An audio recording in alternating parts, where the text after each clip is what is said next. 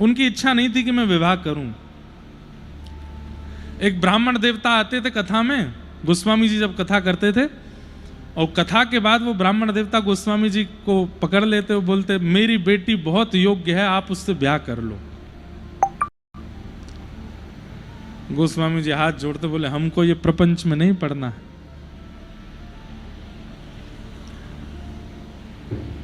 एक बार गोस्वामी जी ने देखा कि यार ये हर जगह आ जाते हैं, तो फिर गोस्वामी जी ने कह दिया सुनो, अगर महादेव प्रकट होकर के कह देंगे तो तुम्हारी बेटी से हम ब्याह कर लेंगे। उस ब्राह्मण ने महादेव को मनाना प्रारंभ किया, जल चढ़ावे, महादेव की आराधना करे, बिल्वपत्र चढ़ावे, बोले आप गोस्वामी जी को आज्ञा कर दो। और एक दिन महादेव प्रकट हो गए, और प्रकट होकर के गोस्वामी जी को आज्ञा कर दी, बोले तुम्हारी कथा में एक ब्राह्मण देवता आते हैं अपनी बेटी का संबंध लेके, बोले हाँ उनकी बेटी से ब्याह करो। तो गोस्वामी जी को मन में भाव था कि महादेव अगर आज्ञा कर रहे हैं तो मतलब है कि उन ब्राह्मण की बेटी मेरे जीवन में आएगी, तो वह बेटी के आने से मेरी भक्ति और बढ़ेगी, महादेव की आज्ञा। लेकिन महादेव जानते हैं गोस्वामी जी को जब तक थोड़ी सी ठोकर नहीं लगेगी तब तक राम जी नहीं मिलेंगे, और वो ठोकर ब्याह के बाद ही लगवानी है। महादेव ने आज्ञा की थी, फिर तो जो व्यक्ति जीवन में आ रहा है वो अनुकूल होना चाहिए। गोस्वामी जी की पत्नी प्रतिकूल नहीं थी, लेकिन लीला सब जानते हैं। ब्याह करने के बाद क्योंकि महादेव की आज्ञा से हुआ था, तो गोस्वामी जी इतना प्रेम करते थे अपनी पत्नी से, कितने वर्षों तक तो मायके ही नहीं जाने, तुम यहीं रहो, हमको दिखती रहा करो, बस तुम्हारा तुम बस सन्मुख रहो, उसी से कल्याण। अब इसमें कोई ऐसा नहीं है कि उनके चित्त में कोई सांसारिक व्यवहार था, नहीं, महादेव की आज्ञा से ये मेरे जीवन में आई हैं, इसलिए बस उनके लिए वो प्रसाद है, वो नित्य देखना चाहते हैं। लेकिन एक दिन पत्नी परेशान हुई और रात्रि में घर चली गई, कैसे कैसे योजनाएं बना करके जैसे तैसे पहुंचे। कहते हैं शव को नाव बना लिया, सांप को रस्सी बना ली, कांटे कंकड़ कुछ का भान नहीं रहा, बस अपनी पत्नी को ढूंढते ढूंढते मायके उसके पहुंचे, अपनी ससुराल पहुंचे, जाकर के गेट खटखटाने लगे। पत्नी ने द्वार खोला और जब स्थिति देखी, कांटे लगे हैं अंग पर, एक शव के स्पर्श की दुर्गंध आ रही है, और सब स्थिति, वर्षा हो रही है, कीचड़ लगी है, सब स्थिति देख करके बोले आपने इतना श्रम मेरे लिए किया, मेरे लिए सर्प को रस्सी बना के पहाड़ पे चढ़ गए, मेरे लिए शव को नाव बना के नदी पार कर गए, मेरे लिए कांटे कंकड़ आदि इन सबको सह लिया आपने। यदि इतना राम जी के लिए सह लिया होता तो राघव जी मिल गए होते आपको, इतना राघव जी के लिए सहा होता तो राम आपके हो जाते। बस इस वाक्य ने सोच में डाल दिया, और गोस्वामी सोचने लगे वास्तविकता है, इतना तो मैंने राम जी के लिए कभी नहीं सहा। कभी राम जी के दर्शन के लिए जा रहा हूं और नदी में अगर बाढ़ है तो मैं यही सोच लेता था कि कोई बात नहीं, आज नहीं तो कल। उस समय मैंने शव को तो नहीं पकड़ा था कि नहीं अभी दर्शन करना है। यदि दर्शन करने में बीच में कांटे आ रहे हैं तो हम मार्ग बदलने का प्रयास कर लेते हैं, कांटों के छटने का इंतजार कर लेते हैं, कांटों पर चढ़ करके तो राम जी के दर्शन करने नहीं गया मैं। सामने पर्वत आ गया तो रस्सी की व्यवस्था ढूंढने निकल गया, सर्प को रस्सी तो नहीं बनाया मैंने। जितना व्याकुल में इससे मिलने के लिए हुआ, जो कि एक केवल हाड़ मांस का पुतला है, जिसको एक दिन मर जाना है, उसके लिए मैं इतना व्याकुल हो गया। इतना व्याकुल राम जी के लिए सच में नहीं हुआ मैं, हो गया होता तो आज शायद वो भी मिल जाते जैसे ये मिल गई मुझे। तो उसी समय चरण पकड़े, बोले आप मेरी गुरु हैं, क्योंकि जो मुझे आज तक नहीं पता चला, इतनी रचना कर दी, इतना लिख दिया, इतना सब कुछ मैंने साधन करके देख लिया, मैं यही सोचता था कि ऐसी क्या कमी रह रही है कि राम जी मुझे मिल नहीं रहे। आज तुमने मुझे बताया व्याकुलता, मैं ऐसा व्याकुल राम जी के लिए नहीं हुआ, इसलिए नहीं मिले। और बस उसके बाद राम जी का अनुभव होना प्रारंभ हो गया गोस्वामी जी को, और राम जी मिले ही गए। तो अब देखो महादेव की आज्ञा थी कि ब्याह करो। हम आप सब होते भाई पंडित जी ने कहा है, उन बड़े लोगों ने कहा है, उनकी आज्ञा है, भाई ब्याह करने के बाद सब मंगल ही मंगल होगा। नहीं, कई बार ठाकुर जी सोच लेते हैं कि यहां ठोकर लगवाना, यहां पर निंदा करवाना, यहां पर अपयश करवाना, यहां पर सामाजिक बहिष्कार करवाना, यहां पर ये रुकावट करवाना इसके लिए आवश्यक है, उससे इसका निर्माण होगा, इसलिए ठाकुर जी वो करते हैं। आप बस उसको स्वीकार करो।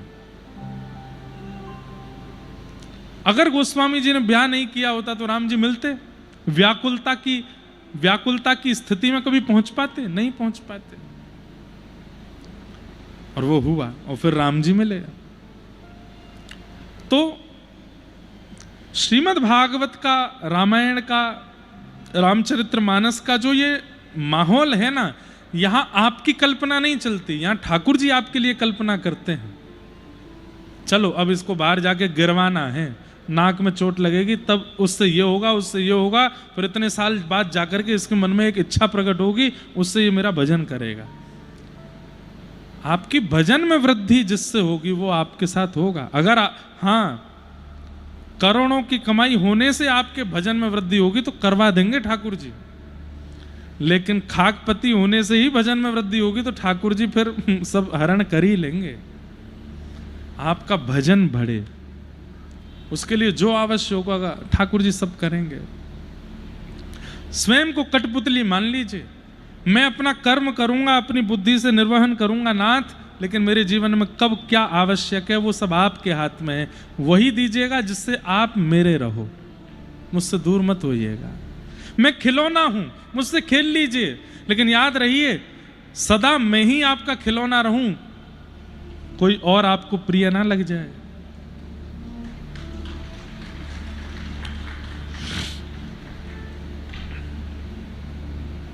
खिलौना बन जाओ। हम आपको एक बात बोलें, हम केवल बोल रहे हैं ऐसा नहीं, ये हम स्वयं के जीवन में घटाते हैं इस बात को। हमने जो व्यास मंच पे बैठे हैं इंद्रेश उपाध्याय, ये खिलौना है गिरधर लाल जी के, वो चाहते हैं हम वही करते हैं। उनकी इच्छा है अयोध्या में कथा करनी है तो जाएंगे, हर कथा की पर्ची डाली जाती है लाल जी के आगे, करें कि नहीं करें, कहते हैं हाँ तो जाएंगे। और कई बार ऐसा होता है ना तो आयोजक इतने अच्छे हैं, ना व्यवस्था इतनी अच्छी है, और हमें पहले ही पता चल गया कि वहां पर कुछ भी अनुकूल नहीं है। मन में तो आता है नहीं जाना नहीं जाना नहीं जाना, वहां कथा नहीं करेंगे, नहीं तो घाटा हो जाएगा, ये हो जाएगा। लाल जी से पूछते हैं लाल जी क्या करें, लाल जी कहते हैं जाओ। अब चाहे वहां पर रोटी नहीं मिले लेकिन जाएंगे, लाल जी की आज्ञा है। ऐसा कितनी बार कथाओं में होता है, कितनी कथाएं ऐसी होती हैं कि लाल जी की आज्ञा से करनी पड़ती है। लेकिन आप अनुभव करेंगे कि जब आप उनके आसरतु हो जाते हैं ना, कि बस आपने कह दिया अब मैं इस पर किंतु परंतु विचार नहीं करूंगा, बस वहां होने वाली कठिनाई को भी सह लीजिएगा, फिर आप उसके बाद अनुभव करेंगे कि ठाकुर जी कितना प्रेम बरसाते हैं। बस कर लीजिए जो ठाकुर जी चाहे, उनकी रजा में राजी रहिए, अपनी इच्छा मत बताइए। निगम कल्प तरोर गलितम फलम, वेद रूपी कल्प वृक्ष का पका हुआ फल क्या है? श्रीमद् भागवत, ये फल है। इसलिए मैं कथा में कहा करता हूं भागवत की कथा से कोई फल मत मांगिए, क्योंकि श्रीमद् भागवत की कथा स्वयं एक फल है। आपके पूर्व के किए हुए पुण्यों का फल आपको मिल रहा है कि आप कथा सुन रहे हैं, और आप लोगों के तो कुछ ज्यादा ही पुण्य है क्योंकि अयोध्या में कथा सुन रहे हो। ये फल मिल रहा है आपको। कथा सुनना फल की प्राप्ति है, कथा सुनना साधन नहीं है, कथा सुनना फल है। ये फल मिल रहा है आपको। निगम कल्प तरोर गलितम फलम, सुख मुखाद अमृत द्रव संयुतम। सुखदेव जी के मुख लग जाने से ये फल अमृत के समान हो गया है।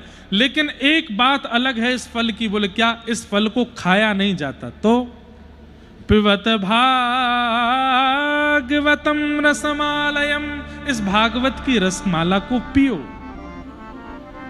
खाना नहीं है, पीना है। इस भागवत की कथा को सुनना भी नहीं है, पीना है। पीने का मतलब क्या है? पी हुई वस्तु का असर तुरंत दिखने लगता है, सुनी हुई बात का असर तुरंत नहीं होता। लेकिन पी हुई वस्तु का असर तुरंत होता है।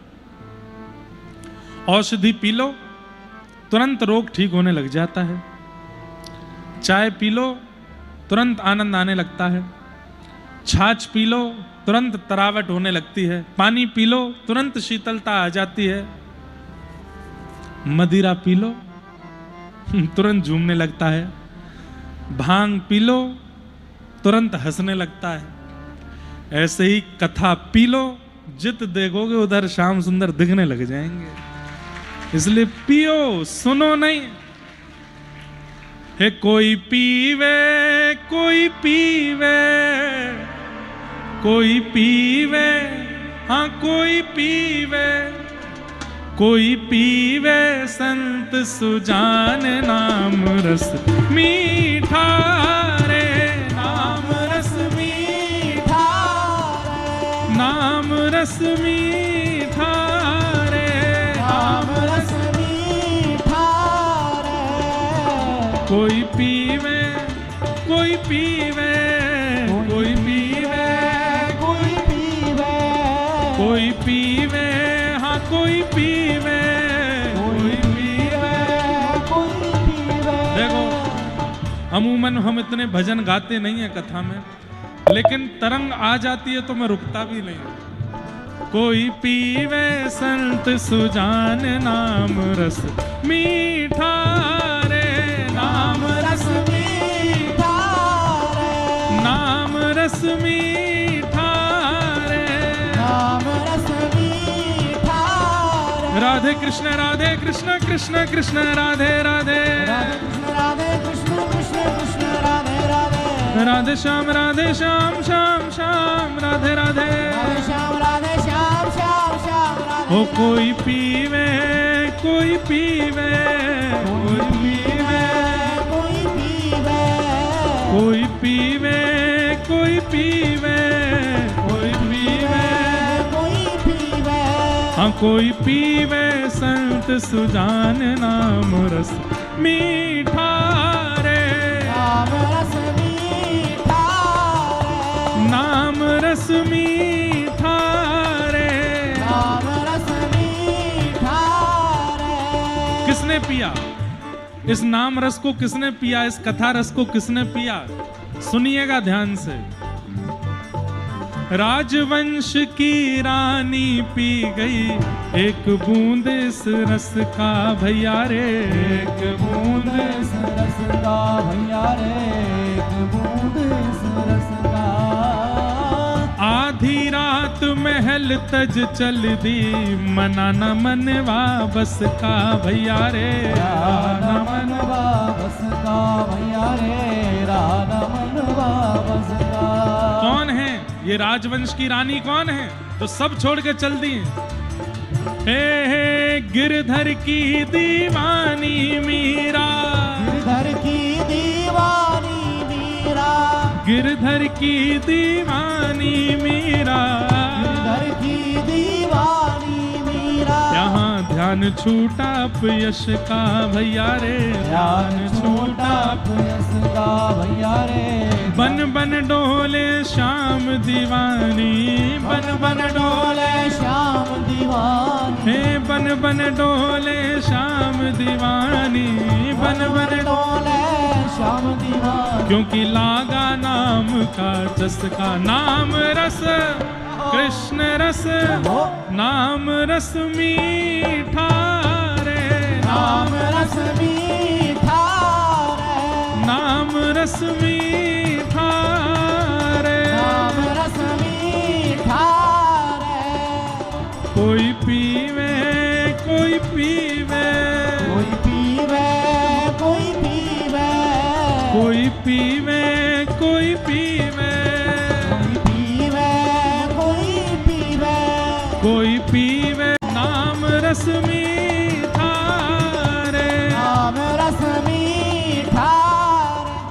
किसने पिया?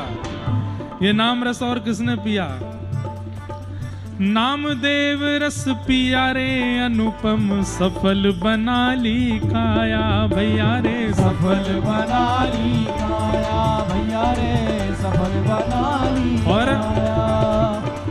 नरसिका एक तारा कैसे जगतपति को भाया भैया रे, जगतपति को भाया भैया रे, जगतपति को भाया। तुलसी सूर फिरे मदमाते, तुलसी सूर फिरे मदमाते, तुलसी सूर फिरे मदमाते, तुलसी सूर फिरे मदमाते। लगा नाम का चस्का भैया रे, लगा नाम का चस्का भैया रे। भर भर पी गई व्रज की गोपी, भर भर पी गई ब्रज की गोपी, भर भर पी गई ब्रज की गोपी, भर भर पी गई ब्रज की गोपी। तब सुंदर तम कृष्ण पाया, नाम रस कृष्ण रस राम रस मीठा रे, राम रस मीठा रे, कृष्ण रस मीठा रे, कृष्ण रस मीठा रे। कोई पीवे कोई पीवे, कोई पीवे कोई पीवे, कोई पीवे हाँ कोई पीवे, पीवे कोई पीवे, कोई पीवे संत सुजान नाम रस मीठा रे, राम रस मीठा रे, हे कृष्ण रस मीठा रे। कृष्ण रस मीठा रे। बोलो नाम भगवान की। जय। ऐसा पी गया संत कबीरा, बैठ जाओ मैयाओं बैठो। ऐसा पी गया संत कबीरा, मन हरि पाछे डोले भैया रे, मन हरि पाछे डोले। और कृष्ण कृष्ण जहाँ कृष्ण कृष्ण, तब नस नस पार्थ की बोले भैया रे, नस नस पार्थ की। सबने सुनी होगी कथा। महाभारत युद्ध जब शाम को विश्राम होता था, तब युधिष्ठिर जी महाराज ने गौर किया कि रोज कृष्ण जाते हैं अर्जुन के शिविर में। अर्धरात्रि में जब सब सो जाते हैं, तब कन्हैया जाते हैं अर्जुन के शिविर में। एक दिन युधिष्ठिर ने जाके देखा ये करते क्या हैं। तब जाकर के देखा तो क्या पाया कि ठाकुर जी अर्जुन के चरण दबा रहे हैं। युधिष्ठिर जी आकर के बोले, नाथ हमको नरक में भेजना है क्या? ये अर्जुन गहरी नींद में सो रहा है और आप इसके चरण दबा रहे हैं, क्यों? ठाकुर जी बोले, युधिष्ठिर अर्जुन के अंग से कान लगा करके देखना एक बार। और जैसे युधिष्ठिर ने कान लगा करके सुना तो रोम रोम से कृष्ण कृष्ण कृष्ण कृष्ण कृष्ण ध्वनि प्रकट हो रही थी। बोले ये मुझे सोने नहीं देता है, ये दिन भर मेरा स्मरण करता है, अब रात्रि में भी मेरा स्मरण कर रहा है। मैं इसलिए इसकी सेवा करने आता हूं ताकि इसकी मन बुद्धि और भीतर की चेतना भी सो जाए। ये नाम रटना बंद करे तो जाके मैं भी सोऊं। ये सोने नहीं देता मुझको। कृष्ण कृष्ण तब कृष्ण कृष्ण जहां, नस नस पार्थ की बोले भैया रे, नस नस पार्थ की बोले। ऐसे हमने अभी नाम रस पिया ही नहीं है, चखा ही नहीं है, इसलिए हमारी स्थिति भी वैसी बनी नहीं है अभी तक। और चाक हरी रस मगन नाचते, चाक हरी कौन? शुक नारद शिव भोले भैया रे, शुक नारद शिव भोले। भर भर पी गई व्रज की गोपी, भर भर पी गई ब्रज की गोपी। तब सुंदर तम पिय पाया। कौन मिले? श्री कृष्ण मिले पिय के रूप में। किसकी कृपा से? नाम रस मीठा रे, नाम रस मीठा रे। हे कोई पीवे हाँ कोई पीवे, कोई चिकित्सक आए हैं, उन पे एक ही औषधि है, परम पूजनीय श्री प्रेमानंद जी महाराज केवल राधा नाम ही देते हैं सबको, और कोई औषधि नहीं बताते। महाराज जी हमारे घर में ये दिक्कत चली, राधा राधा जपो, महाराज जी हमारा ये हो रहा, राधा राधा जपो, और सबके काम बन भी रहे हैं। क्यों? नाम रस मीठा रे, नाम रस मीठा। अच्छा, वो नए चिकित्सक नए नहीं हैं तो बहुत पुराने, आप लोगों को अब पता चला, हैं तो बहुत पुराने। हमारे मलुक पीठ वाले महाराज जी वे कहते हैं श्री सीताराम जपो, उससे काम बनेगा। हमारे श्री वैष्णव परंपरा के आचार्य चरण वे सब कहते हैं श्रीमन नारायण जपो, उससे नाम जपना ही पड़ेगा, उसके बिना काम बनना ही नहीं है। कितने भी साधन कर लीजिए, नाम का आश्रय लेना ही पड़ेगा। हनुमान जी महाराज के सामने हनुमान चालीसा का पाठ करने से आपका काम बन जाएगा, पर हनुमान जी के सामने राम नाम बोलने से हनुमान जी आपसे प्रसन्न हो जाएंगे। काम बनाना एक बात है, प्रसन्न होना विशेष बात है। अधिकारी भी काम कर देते हैं आपके, तो लेकिन अधिकारी आपसे प्रसन्न हो जाए तो आपको बोलना नहीं पड़ेगा, फिर भी आपके काम बनते रहेंगे, वो प्रसन्न है आपसे। इसलिए राम नाम हनुमान जी को अति प्रिय है। राम नाम गाओ, राम नाम सुनाओ, कथा सुनाओ।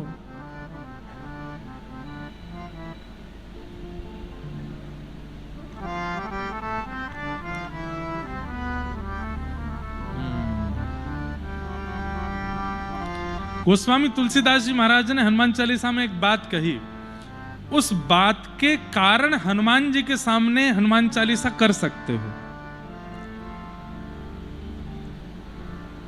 तुमरे भजन राम को पावे, भजन तुम्हारा करेगा तो राम जी उसको मिलेंगे। लेकिन यह बात हनुमान जी को प्रसन्न नहीं करती है कि आप उनका भजन उनके सामने करो। आप हनुमान जी का जब भजन करते हो राम जी प्रसन्न होते हैं, इसलिए राम जी मिल जाते हैं। अरे मेरे चेला हनुमान जी का भजन कर रहे हो भैया, यहाँ पे तो कृपा करनी पड़ेगी। हनुमान जी को नहीं भाता कि आप उनका भजन उनके सामने करो, हनुमान जी के सामने तो राम जी का भजन करो। अगर एक बार हो सके विपरीत करो, राम जी के सामने हनुमान चालीसा का पाठ करो, हनुमान जी के सामने जाके राम रक्षा स्तोत्र का पाठ करो, हनुमान जी के सामने राघव जी को ध्याओ, क्योंकि वो नाम के रसिक है, नाम के प्रिय हैं। प्रभु चरित्र सुन वे को रसिया, राम लखन सीता मन बसिया। ये रस पीने का है, जो आप सुन रहे हैं यहां बैठ के, ये खाने का रस नहीं है, ये सुनने का रस नहीं है, ये पीने का रस है। इसको पीना पड़ेगा। पिबत भागवतम रसमालयम मोहर हो रसिका भुवि भावुका। और कब तक सुनते रहे ये भागवत की कथा? बोले मोहर हो। कहीं हमने ऐसा आपसे किसी ने कहा भैया भागवत कथा सुनो, अभी तो सुन के आए हम अयोध्या में, अगर ये आप कह रहे हो तो इसका मतलब आपने कथा सुनी ही नहीं है। आपसे 1 महीना बाद, 2 महीना बाद, 4 महीना बाद, 6 महीना बाद भी कोई कह दे कि कथा सुन लो, ये कोई संसारी विषय है कि आपसे कोई कहे सिंगापुर चलो, अभी तो आए हम घूम के, ये आप उनके लिए कह सकते हो? भैया छोले भटूरे खा लो, अभी तो खा के आए, वहां कह सकते हो। समोसा खा लो, वहां कह सकते हो। लेकिन भगवत वस्तुओं में अगर आप ऐसा कह रहे हो, अभी तो हम दर्शन करके आए या अभी तो हम कथा सुन करके आए, तो इसका मतलब आपने दर्शन किया ही नहीं, आपने कथा सुनी ही नहीं। सामने वाला आपसे कहे कथा सुनने चलो, अभी सुनी थी भैया, इच्छा तो बहुत हो रही है, फिर से चलें। अब आप प्रार्थना करो ठाकुर जी योजना बना दें, हम तो कथा में ही रहना चाहते हैं, हम तो आना ही नहीं चाहते वहां से। ये भावना चित्त में आवे तब समझो कि कथा सुनी है। लेकिन आप ऐसा अगर कह देते हैं अभी तो आए हैं, अभी तो गए थे अयोध्या, अभी तो दर्शन किया, अरे जितनी बार जाने का अवसर मिले हम तो जाएंगे। अभी साउथ अफ्रीका में हम थे तो एक वहां हमको व्यक्ति मिला,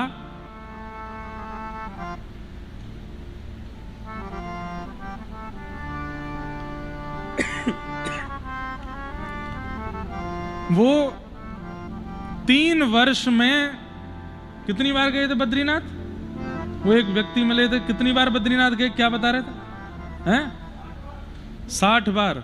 60 बार बद्रीनाथ 3 साल में गए। मैंने कहा हैं?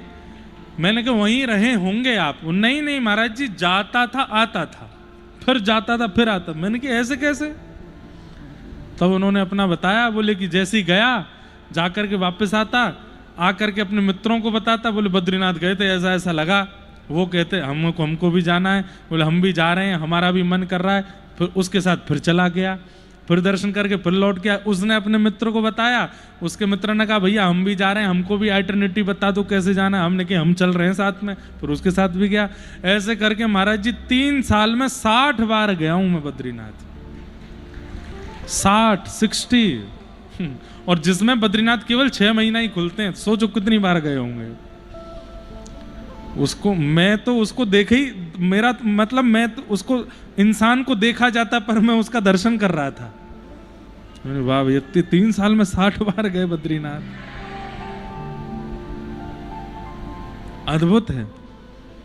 ठाकुर जी का रस, ठाकुर जी की कथा, ठाकुर जी का दर्शन, यदि उसके प्रति ऐसी भावना, अभी तो किया था, अभी तो हुआ था, नहीं, जितनी बार मिल। मोह रहो रसिका भुवि भाव का, सुनते रहो सुनते रहो सुनते रहो।